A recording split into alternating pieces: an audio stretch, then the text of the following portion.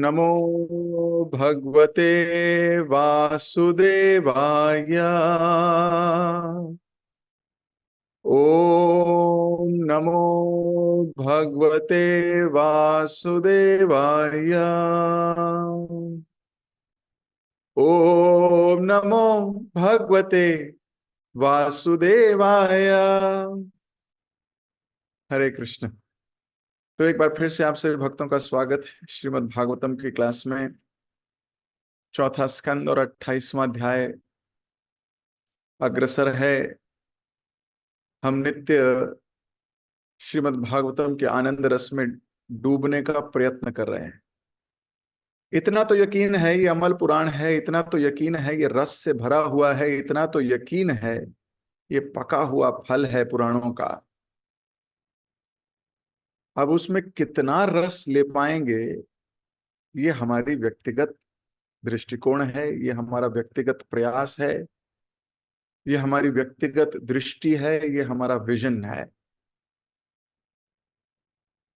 जिसका जितना गहरा वो उतना गहरा उतर के कुछ सामान निकाल लाएगा,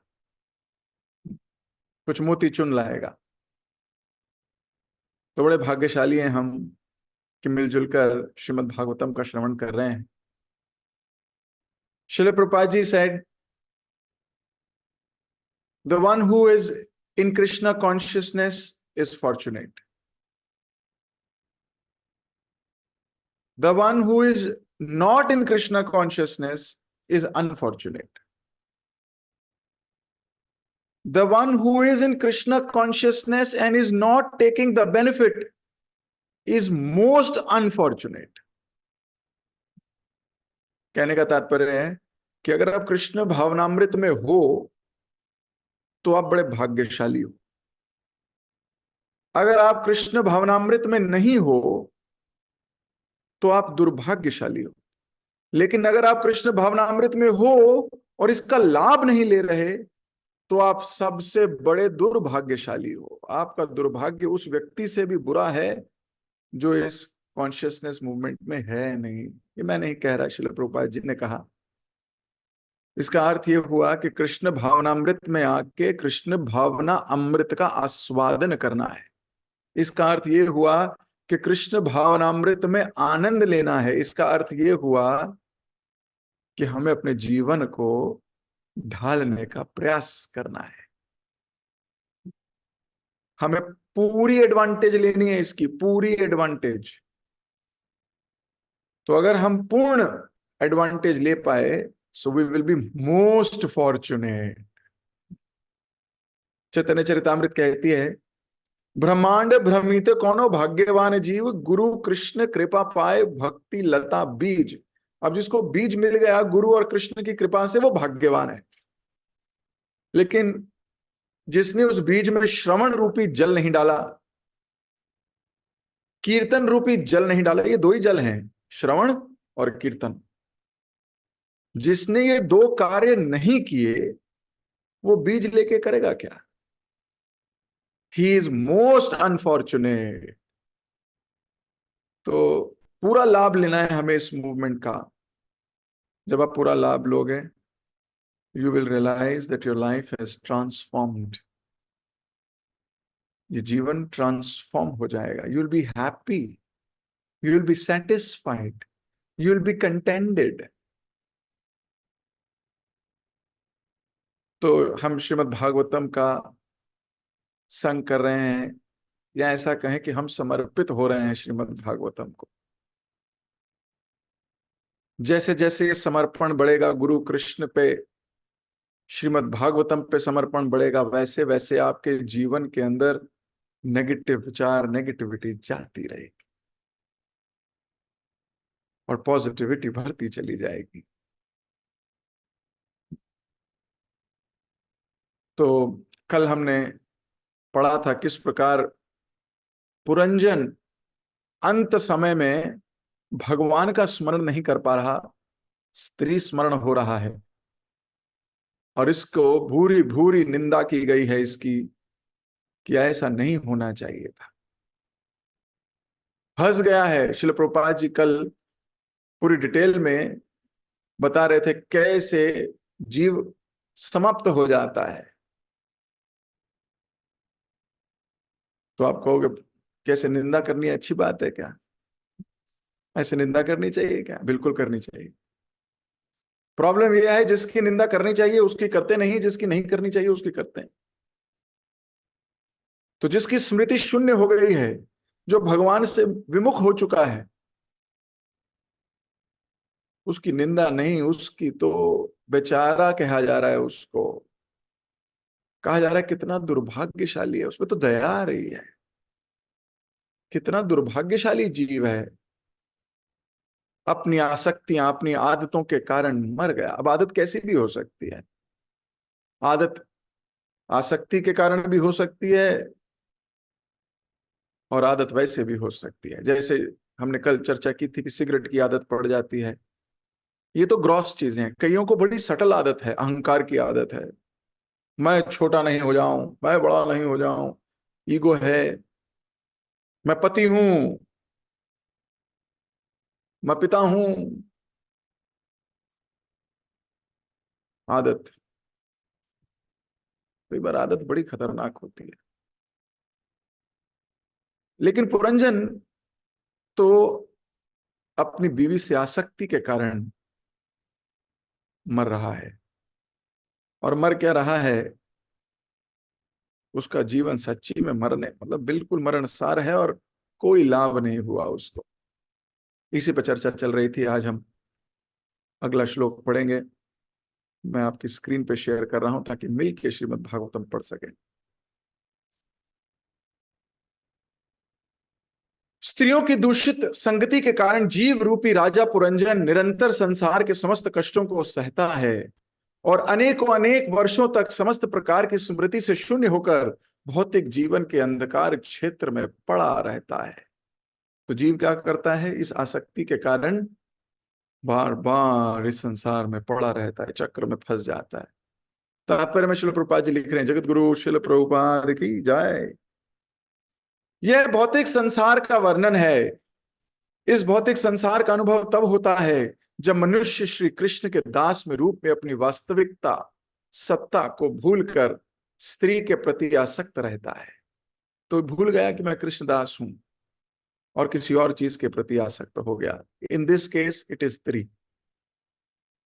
इस प्रकार एक एक करके अनेक जन्मों तक वह संसार के तीनों तापों को सदैव सहता रहता है।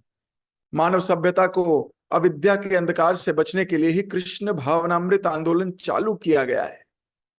इसका मूल उद्देश्य विस्मृत जीवात्मा को प्रबोधित करना और उसे मूल कृष्ण चेतना की याद दिलाना है। इस प्रकार जीवात्मा अविद्या के संकट तथा देहांतर से बच जाता है, जैसा कि श्रील भक्ति विनोद ठाकुर ने गाया है।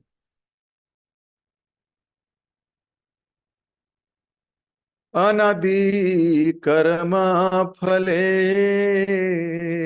पांडी भवानव जले,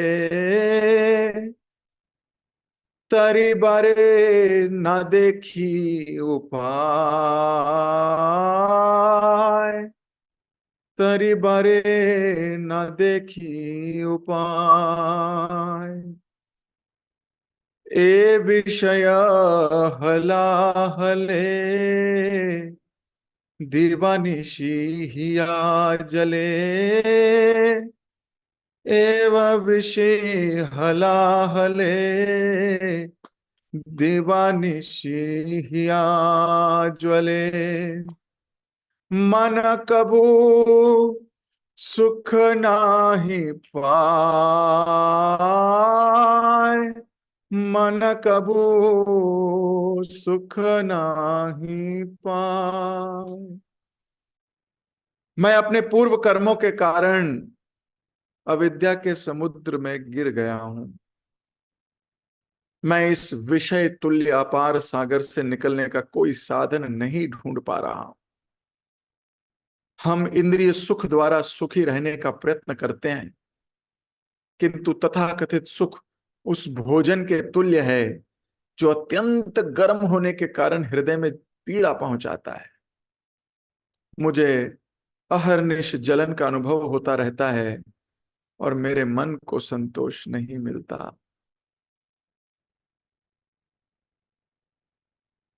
तो इंद्रिय सुख द्वारा सुखी रहने का जो प्रयास कर रहा है वो कभी सुखी नहीं हो सकता। आप चाहते हो आपकी इंद्रियों को सुख मिले और उस सुख को आप सुख कहते हो, ये रॉन्ग डेफिनेशन है सुख की। It is not possible, not possible. ये संसार सदैव चिंताओं से पूर्ण है। लोग चिंता को कम करने के लिए अनेक उपाय ढूंढ रहे हैं, किंतु वे सही पथ प्रदर्शन ना पाकर मद्यपान तथा यौनाचार के द्वारा भौतिक चिंता को भूलने का प्रयास करते हैं। वे मूर्ख ये नहीं जान पाते कि मद्यपान तथा संभोग द्वारा चिंता से बचने के प्रयत्न में वे अपने भौतिक जीवन की अवधि बढ़ाते जाते हैं। इस प्रकार से भौतिक चिंता से बच पाना कठिन है। प्रमदास संग दूषिता शब्द बताता है कि अन्य कल्मश को यदि छोड़ दें तो केवल स्त्री के प्रति आसक्त रहना ही मनुष्य की दशा को दयनीय बनाने के लिए काफी है। इसलिए वैदिक सभ्यता में स्त्रियों का संग त्यागने के लिए प्रारंभ से शिक्षा दी जाती है। जीवन की पहली अवस्था ब्रह्मचारी की है, दूसरी अवस्था गृहस्थ की है, तीसरी वानप्रस्थ की और चौथी सन्यास की। ये सारी अवस्थाएं इसलिए बनाई गई हैं जिससे मनुष्य अपने को स्त्री संग से अपने को अलग कर सके। जगत गुरु श्रील प्रभुपाद की जय। ओम अज्ञान तिमिरांधस्य ज्ञानंजन शलाकया चक्षुरुन्मीलितं येन तस्मै श्री गुरुवे नमः। श्री चैतन्य मनोभीष्टं स्थापितं येन भूतले स्वयं रूप कदा मह्यं ददाति स्वपदान्तिकम्। वन्देऽहं श्रीगुरो श्रीयुतपदकमलं श्रीगुरुन् वैष्णवांश्च श्रीरूपं साग्रजातं सहगण रघुनाथान्वितं तं सजीवं सावधैतं सावधूतं परिजनसहितं कृष्ण चैतन्य देवं श्री राधा कृष्ण पादान सहगण ललिता श्री विशाखान्वितांश्च। हे कृष्ण करुणा सिंधु दीनबंधु जगतपते गोपेश गोपिका कांता राधा कांता नमोस्तुते। तप्त कांचन गौरांगी राधे वृंदावनेश्वरी वृषभानुसुते देवी प्रणमामि हरिप्रिये। वाञ्छाकल्पतरुभ्यश्च कृपा सिन्धुभ्य एव च पतितानां पावनेभ्यो वैष्णवेभ्यो नमो नमः। जय श्री कृष्ण चैतन्य प्रभु नित्यानंद श्री अद्वैत गदाधर शिवासदि गौर भक्त वृंद। हरे कृष्ण कृष्ण कृष्ण हरे हरे, हरे राम राम राम हरे हरे। तो प्रभुपाद जी यहां लिख रहे हैं कि व्यक्ति इंद्रिय तृप्ति से सुखी होना चाहता है और इंद्रिय तृप्ति की पराकाष्ठा भोग जो है वो स्त्री भोग या पुरुष भोग बताया गया है। इस संसार में पड़े रहने के लिए ये ध्रुव का इक्का है, ये माया का लास्ट वार है। बहुत पावरफुल है, बहुत पावरफुल। स्त्री के लिए पुरुष और पुरुष के लिए स्त्री। हमने देखा कैसे संसार में इतने बड़े बड़े योगी मुनि जिन्होंने तपस्याएं की लेकिन वो इस भार से बच नहीं पाए। विश्वामित्र मुनि के बारे में हम जानते हैं। विश्वामित्र मुनि कोई साधारण मुनि नहीं है, ब्रह्म ऋषि है, साधारण जीव नहीं है। सोचिए, एक स्वर्ग बना दिया था अपने आप। इतना तपोबल है विश्वामित्र मुनि में कि एक स्वर्ग बना दिया, एक नया प्लेनेट भगवान की इच्छा के बिना बना दिया। सोचिए कितनी पावर रही होगी। वो अलग बात है मेंटेन नहीं कर पाए। क्रिएट करना आसान है, मेंटेन करना मुश्किल, उसमें भगवान की आवश्यकता पड़ती है। लेकिन इतने पावरफुल हैं। एक स्त्री की छन छन छन छन घुंघरू की आवाज से आसक्त हो गए और फिसल गए। अब देखते हैं संसार में। इसलिए ये ध्रुव का इक्का बोला गया है, माया का। सो व्यक्ति को इससे सचेत रहने की आवश्यकता है, सचेत। अब चाहे केवल इसे स्त्री पुरुष से रिलेट ना किया जाए, क्योंकि इंद्रिय सुख में और भी बहुत कुछ आता है। केवल ये सोचना कि चिंता बहुत है, चल 2 पैग मार चिंता दूर हो जाएगी, इस संसार के लोग बोलते हैं। वो बोलते हैं अरे दम मारो दम मिट जाए गम। मुझे बताओ किसका गम मिटा आज तक दो दम मार के?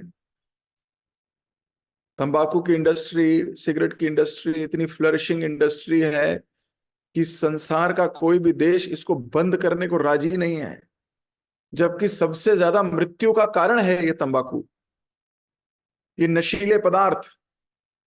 लेकिन बंद नहीं कर सकते क्योंकि बंद कर दिया तो इकोनॉमी हिल जाएगी, पूरा जीडीपी हिल जाएगा मार्केट का, क्राइसिस आ जाएगी, डिप्रेशन आ जाएगा देश में।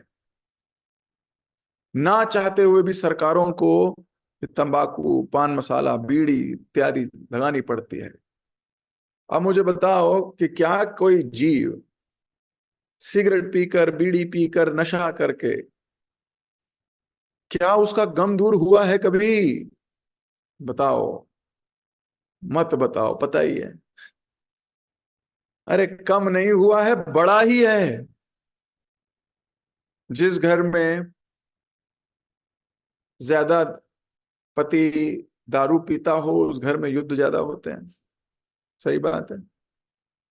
उस घर में पिटाई ज्यादा होती है। उस घर में बच्चे अपने माता पिता को लड़ते भिड़ते ही देखते हैं, नशे में ही देखते हैं, उनकी परवरिश में कमजोरी आ जाती है, उनका मानसिक संतुलन बिगड़ा हुआ होता है। कई कई बार तो ये देखा गया है क्रिमिनल एक्टिविटीज में जो बच्चे लगे हैं, जब उनके पारिवारिक दृष्टिकोण पर नजर डाली गई है तो परिवार में ड्रंकर्ड पाए गए हैं मोर देन 50%, 60%। क्रिमिनल माइंडसेट बनाया है किसने? ये नशे की आदत ने। पर व्यक्ति सोचता है कि नहीं, थोड़ा दो पैग मार लूंगा तो मेरा गम चला जाएगा। अरे गम नहीं जाएगा। अगर इतना आसान होता गम भुलाना तो संसार में कोई अस्पताल नहीं होता मानसिक, वहां केवल दारू के अड्डे बनाए गए होते। किसी साइकियाट्रिस्ट की आवश्यकता नहीं होती, वहां पर बियर शॉप, दारू की शॉप खोली जाती, अस्पताल बंद किए जाते। एंटी एडिक्शन कैंपेन नहीं होती, मोर एडिक्शन कैंपेन चल रही होती देश की। क्यों देश एंटी एडिक्शन कर रहा है?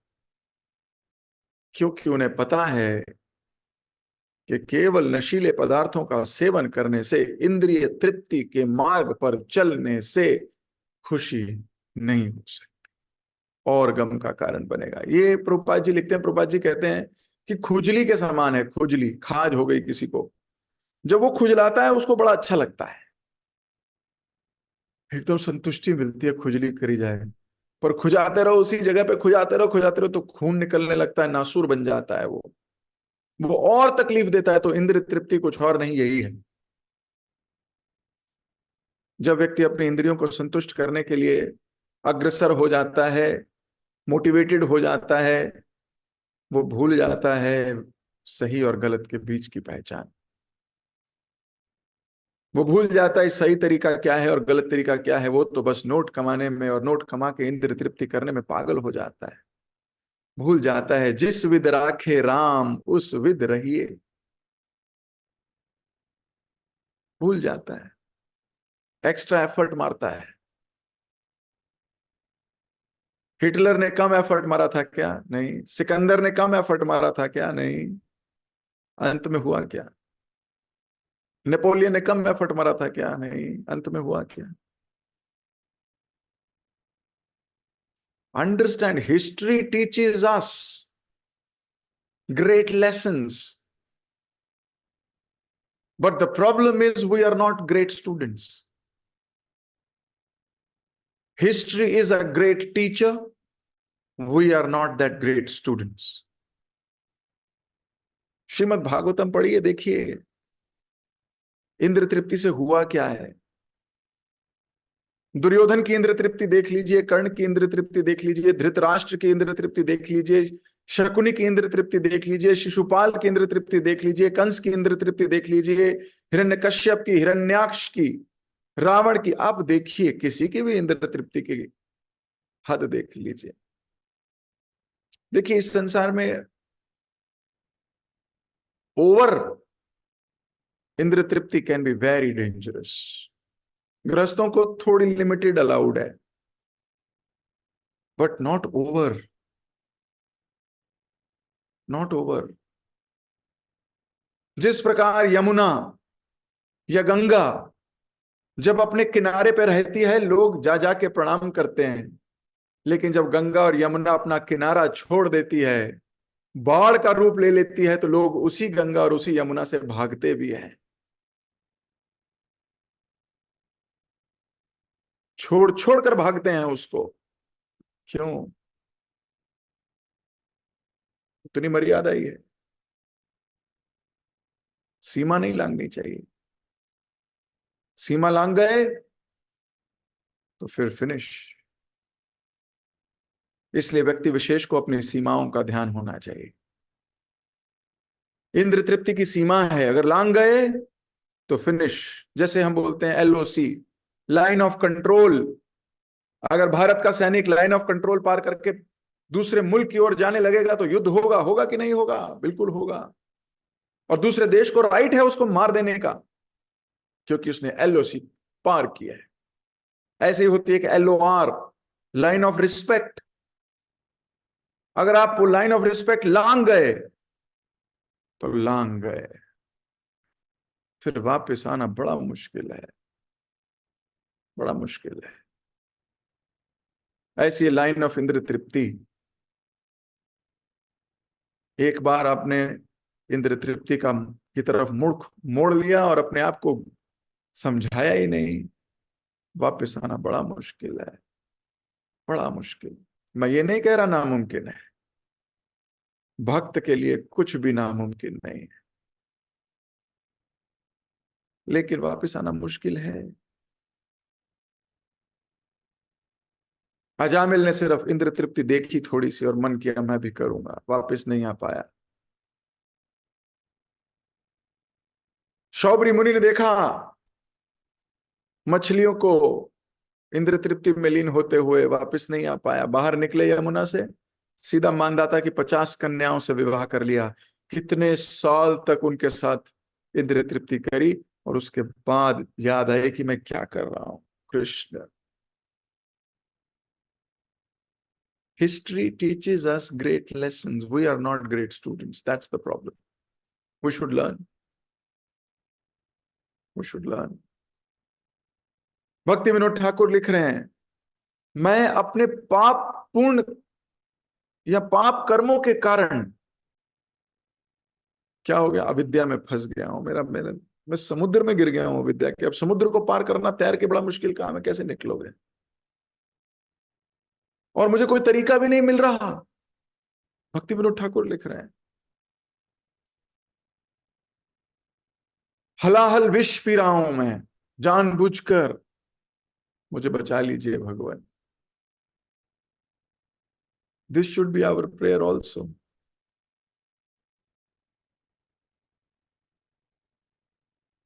अगले श्लोक में व्यासदेव जी व्यक्त कर रहे हैं ये, हालांकि नारद जी बता रहे हैं पुरंजन की कथा राजा प्रचीन महर्षि को। क्योंकि राजा पुरंजन ने अपनी पत्नी का स्मरण करते हुए शरीर का त्याग किया था, अतः वह अगले जन्म में एक अच्छे कुल की एक अत्यंत सुंदर स्त्री बना। उसने राजा विदर्भ के घर में राजा की कन्या रूप में अगला जन्म लिया। अब क्योंकि स्त्री को सोचते सोचते मरा है, तो अगले जन्म में स्त्री योनि मिल गई है। अंतकाले च माम एवं स्मरण मुक्त्वा कलेवरम। जिसका जैसा जैसा भाव होगा उसको वैसा वैसा शरीर मिल जाएगा। तो इसको मिल गया स्त्री का शरीर। तात्पर्य में प्रभुपाद जी लिख रहे हैं, क्योंकि राजा पुरंजन अपनी मृत्यु के समय अपनी पत्नी का स्मरण कर रहा था, इसलिए उसे अगले जन्म में स्त्री का शरीर प्राप्त हुआ। भगवत गीता के निम्न श्लोक में इसकी पुष्टि होती है, यम यम वपि स्मरण भावम त्यज्यन्ते कलेवरम तम तमेव वति कौन्तेय सदा तद्भाव भावितः। मनुष्य शरीर त्यागने के समय जिस अवस्था का स्मरण करता है वह उसे अवश्य प्राप्त होती है। जब कोई किसी विशेष बात के विषय में सोचता का आदि हो या किसी विशेष विचार में मग्न हो, तो मृत्यु के समय वह उसके विषय में अवश्य सोचता है। मृत्यु के समय वह जागृत अवस्था में, स्वप्न में, सुप्त अवस्था में जो कुछ देखता है उसका स्मरण करता है।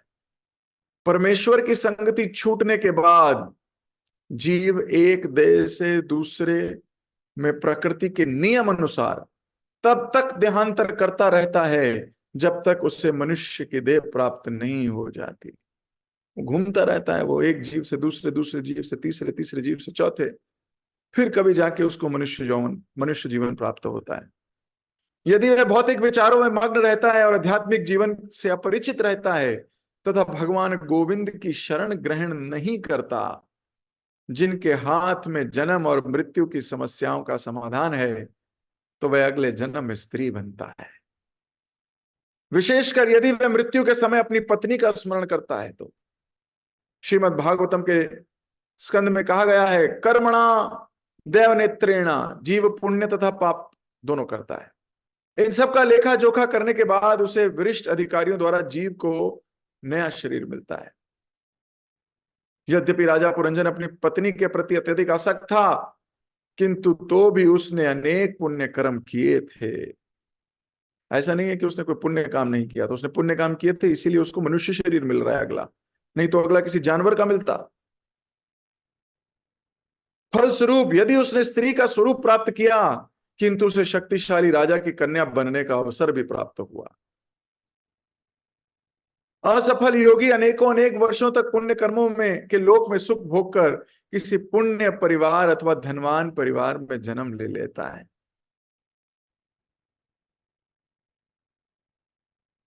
यदि कोई मनुष्य सकाम कर्मों में आसक्त रहने या योग के कारण भक्ति योग के पद से भ्रष्ट हो जाता है, तो उसे उच्च कुल में जन्म लेने का अवसर प्रदान किया जाता है। अब यमराज जी देते हैं उसको ये अवसर। अब राज परिवार में इसका जन्म हुआ है। यह निश्चित हुआ था कि राजा विदर्भ की कन्या वैदर्भी का विवाह अत्यंत शक्तिशाली पुरुष मलय ध्वज के साथ किया जाए, जो पांडु देश का रहने वाला था। उसने अन्य राजकुमारों को पराजित करके राजा विदर्भ की कन्या के साथ विवाह कर लिया। तो स्टोरी फास्ट हो गई, अगला जन्म भी हो गया, वो कन्या बड़ी भी हो गई, बड़ी होकर उसका विवाह भी हो गया।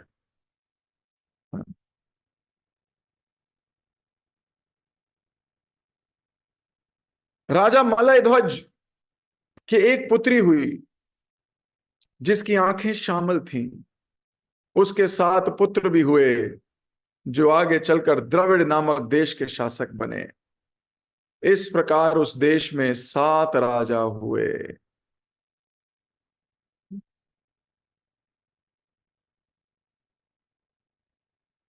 हे राजा प्रचीन हर्षित, मलय ध्वज राजा के पुत्रों ने लाखों पुत्रों को जन्म दिया, और ये सब एक मनु की अवधि के अंत तक उसके बाद भी संसार का पालन करते रहे। सोचिए कितने कितने पुत्र हुए, ये लाखों पुत्र हुए, और वो शासन करते रहे। क्षत्रिय परिवार है। रूपा जी लिख रहे हैं, ब्रह्मा के एक दिन में 14 मनु होते हैं। एक मनवंतर अर्थात मनु की आयु 12, नहीं क्या लिखा है ये, हाँ 71, 71 इंटू 43,20,000। तो क्योंकि 71 एक युग, एक कलयुग की आयु है 4,32,000 साल, वो जब 71 बार बदलती है सोचो, तो एक मनु आता है, एक मनवंतर होता है। ऐसे एक दिन में 14 मनवंतर होते हैं, यानी कि इंटू 14 कर लो इसको। ये ब्रह्मा जी का एक दिन है, सोचिए। एक मनु के बाद दूसरा मनु आता है। इस प्रकार ब्रह्मांड का जीवन चक्र चलता रहता है। क्योंकि एक के बाद एक मनु की परंपरा चलती है, अतः कृष्ण भक्ति संप्रदाय चलता रहता है, जिसकी पुष्टि भगवत गीता में हुई है। श्री भगवान वाच इमं विवस्वते योगम प्रोक्तवाहानम अव्ययम विवस्वान मनवे प्राह मुनिरक्षा कवे ब्रवीत।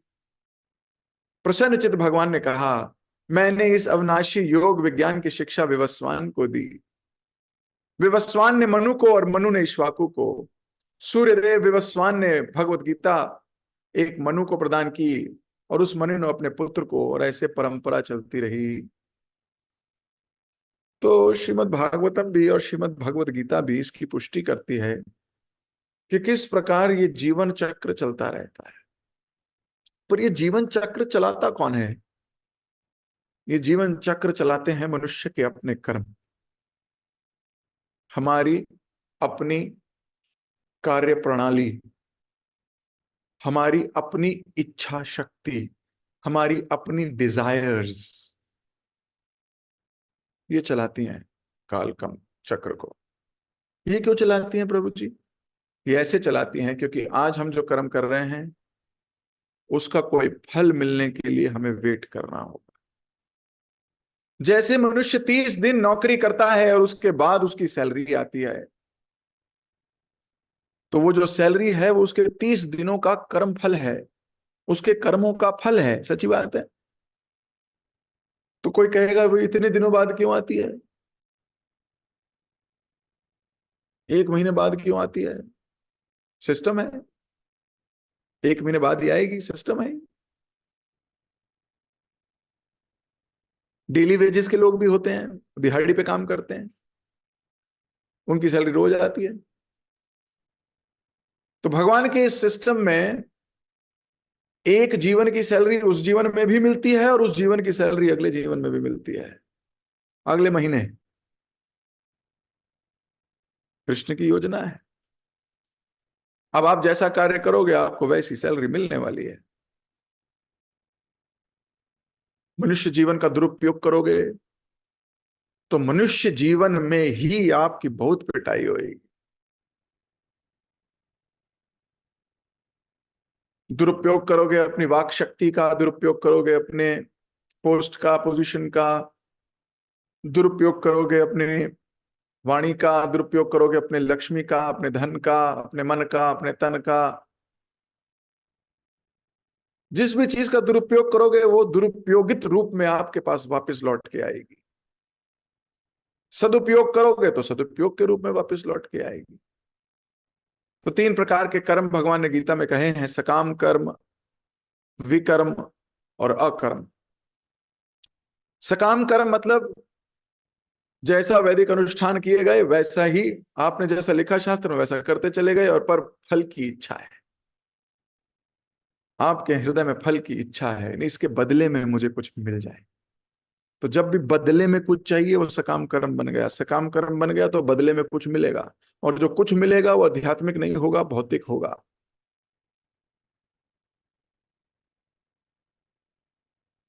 अब भौतिक कर्म करोगे तो भौतिक फल पाओगे, और भौतिक फल कितने पालोगे? कुछ फल अगले जन्म के लिए छोड़ दिए जाएंगे कि ये फल अभी मत दो इसको, ये अगले जन्म में आएगा, क्योंकि सिस्टम कहता है कि ये अभी इस लायक नहीं है। सोचो, तो अगला जन्म पक्का हो गया आपका, और अगर अगला जन्म पक्का हो गया तो जन्म मृत्यु जरा व्याधि दुख दोषण उदर्शनम, ये 4 प्रकार के अपराध, ये 4 प्रकार के दुख आपके जीवन में आएंगे ही आएंगे। जन्म भी होगा ही होगा, मृत्यु भी होगी, बुढ़ापा भी आएगा ही आएगा, और मृत्यु भी आएगी। और इन 4 के साथ 3 कलेश फ्री हैं, आध्यात्मिक कलेश आदि, दैविक कलेश आदि, भौतिक कलेश। यानी कि 7 कष्टों के बीच में मनुष्य घिरा रहेगा जीवन भर। क्यों? क्योंकि उसने कर्म ऐसे किए जो अगले जन्म में फिर भुगतने हैं।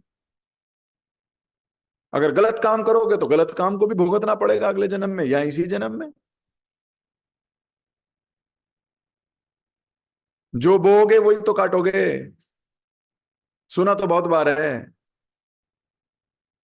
हम अपनी परिस्थिति के जिम्मेदार स्वयं हैं।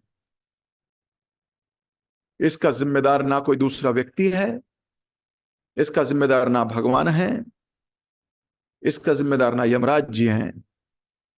इस परिस्थिति के जिम्मेदार आप स्वयं हैं। अगर आप अभी किसी कष्ट से गुजर रहे हैं, इसके जिम्मेदार आप स्वयं हैं। कोई दूसरा व्यक्ति नहीं है। इसे बोलते हैं आध्यात्मिक ज्ञान। अगर आप किसी पे दोषारोपण कर रहे हैं तो यह आप आध्यात्मिक ज्ञान नहीं है। हमारे जीवन में हर परिस्थिति का कारण हम स्वयं हैं। और हम कैसा कर्म करेंगे, कल प्रभुपाद जी बता रहे थे दो चीजें, एक कुसंग और एक इंद्र तृप्ति की इच्छा। या तो गलत संग किया है या इंद्र तृप्ति करने की इच्छा है।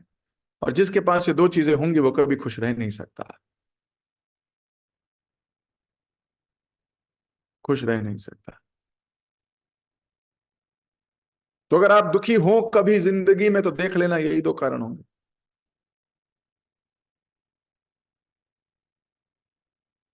मुश्किल है बड़ा, आपके अपने कर्मों का फल है। तो हम भी संसार में कई बार दुखी हुए हमारे अपने कर्मों की वजह से। सच बात है, इसमें कोई दो दूसरा कारण है नहीं। हाँ, कोई ईर्ष्यालु बैठ के कुछ कर रहा है तो वो एक्चुअली में वो भी है तो अपने ही कर्मों का, लेकिन वो व्यक्ति अपने कर्म बना रहा है, उसे भी भुगतना पड़ेगा उसे भी। इसलिए कर्म का प्रिंसिपल बड़ा पेचीदा है, भगवान ने इतना इंट्रिकेट किया है उसको, इतना कॉम्प्लिकेट किया है। हमें बुद्धि लगानी क्यों है? हमें तो इतना पता है क्या करना है। करिष्यसि वचनम तव, बस इतना पता है हमको। जैसा भगवान ने बोला वैसा करते रहेंगे। गुरु मुख पद्म वाक्य चित्त कौरिया एक क्या, हमें तो इतना पता है बस, इसके अलावा तीसरी लाइन आती नहीं। यही ट्रेनिंग है, यही प्रोसेस है।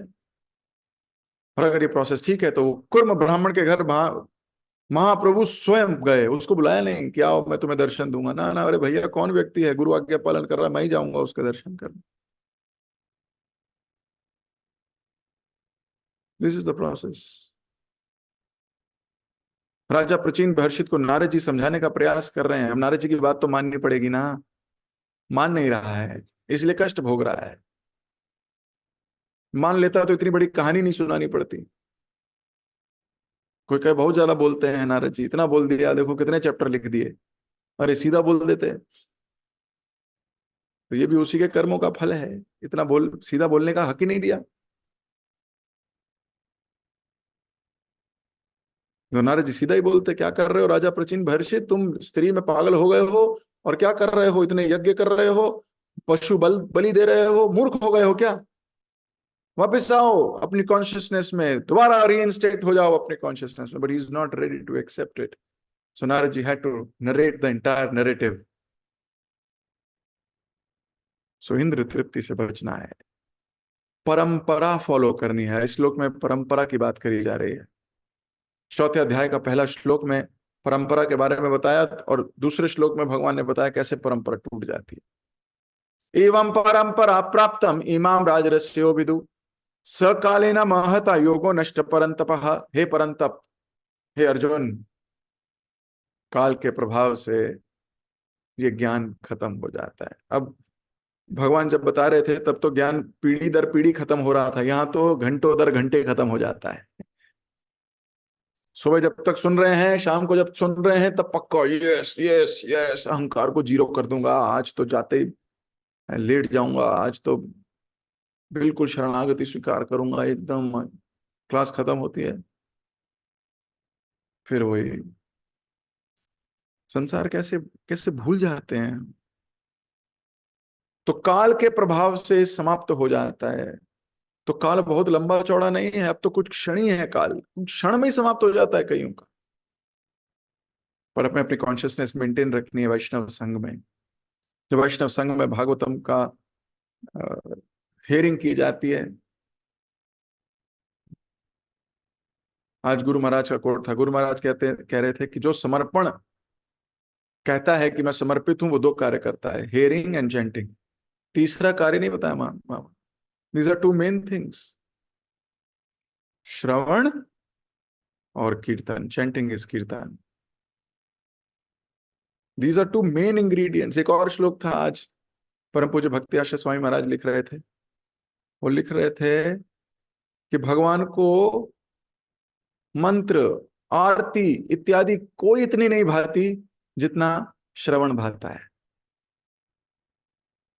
आज का ही कोट है, shravan is more important than aarti also. See, shravan is more important than your mantra also.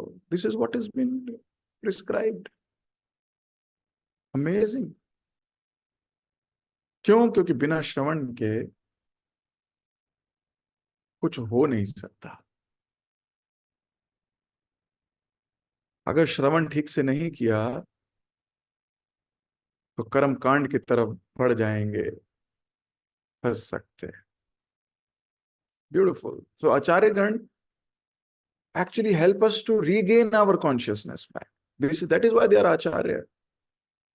Guru Maharaj is an acharya.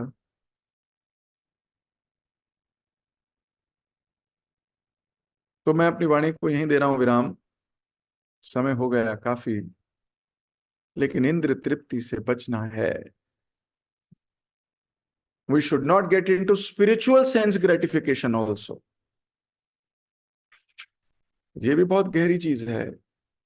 Spiritual sense gratification, even that should be avoided. So we'll discuss about it in the next class. Next class में इसके बारे में चर्चा करेंगे। जगत गुरु शिल प्रभुपाद की जय। ग्रंथराज श्रीमद् भागवतम की जय। हरे कृष्णा।